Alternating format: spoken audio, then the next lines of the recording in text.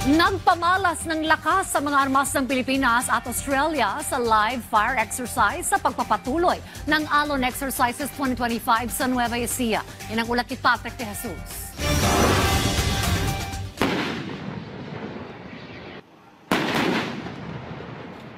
Sunod-sunod na pinaputok ang 155mm and 777 howitzers ng Australian Defence Force.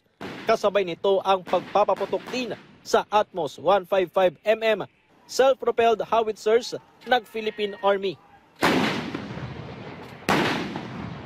Bahagi ito ng combined live fire exercises sa pagpapatuloy ng 2025 Alon Exercises ngayong Miyerkules sa Kanantong Fire Base sa Laur, Nueva Ecija. Ang target nasa kabilang bundok na may layong 11 kilometro. Aabot sa 160 rounds ng bala ang pinaputok mula sa mga armas ng Pilipinas at Australia at ipinakita sa pagsasanay ang kahandaan ng dalawang bansa sa mga ganitong operasyon. The scenario is there's an ongoing counter-attack on the land forces, and we have here the fire support from both the Australian and Army howitzers.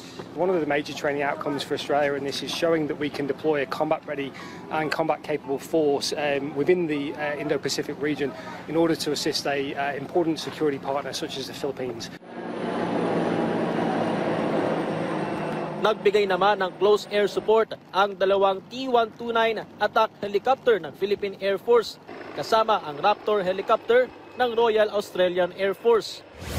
Bagamat nagkaroon ng kaunting limitasyon dahil sa masamang panahon, naging matagumpay ang live fire exercise at sa totoong senaryo, umaraw man o umulan, hindi ito magiging dahilan upang ipagpaliban ang mga dapat gawin para umatake at dumepensa. The pilots are trained, the aircraft are designed to address targets, and whenever the opportunities present itself, the Philippine Air Force pilots and our platforms will deliver. Even if it's not an exercise, even in the field condition, even if it's bad weather, they can fire.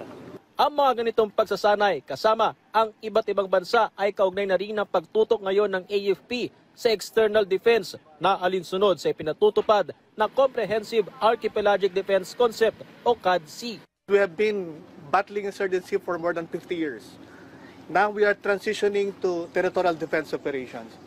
Allies, strong allies like Australia help us transition and allows us to create a good mindset on how the forces and the capabilities can be optimized in a territorial defense setting.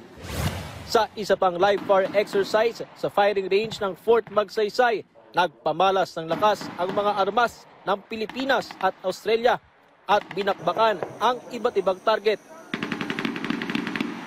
Gumamit ng 81mm mortar at tangke ang Philippine Army habang ipinakita ng Australia ang puwersa ng kanilang heavy machine gun, light armored vehicle, automatic grenade launcher at Javelin anti-tank weapon system.